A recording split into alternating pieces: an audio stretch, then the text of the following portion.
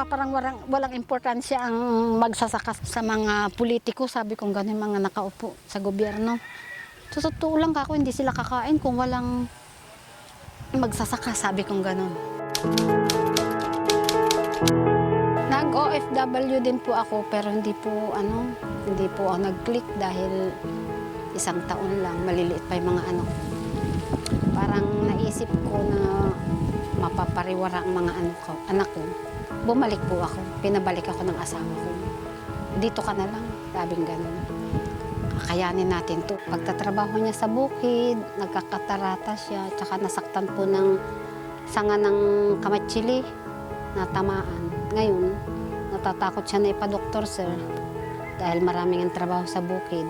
Parang na-acute yung mata niya, naging uveitis cataract.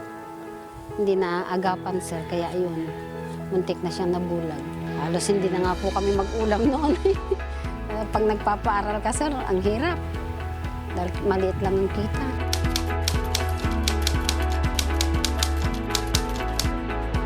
Dati po kami sa tabako. Ngayon, ang hirap ng trabaho ng tabako, sir. Sa tabako kasi talagang puyat ka. Nagtutusok kami ng tabako, tapos araw-gabi kung maaari dahil ayaw namin masiraan ng produkto. Pero nung dumating ang Gemcorn, ayun na, sir, parang nakaalwan-alwan na rin ako dahil noon lalaki-babae talagang nagtatrabaho. Pero ngayon, ang babae, konti na lang ang trabaho, sir.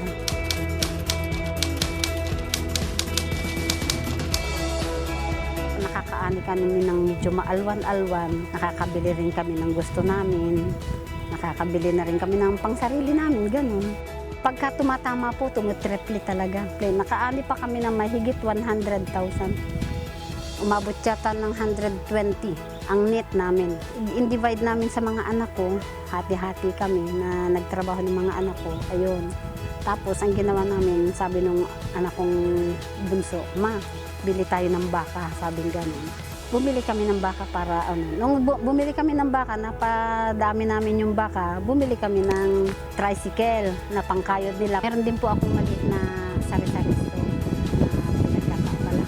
Tanim ka at marunong ka mag-alaga sa Gemcorn, maalagaan mo siyang mabuti, talagang kikita ka po, sir. Natutuwa na po, sir, ako ngayon, tsaka hindi na ako masyadong hirap sa bukid. Dati talagang hindi pwedeng hindi ako pupunta ng bukid. Malaking tulong po talaga na yung naano namin tong Gemcorn na to. Malaking tulong na parang inahon niya kami sa kahirapan, sir.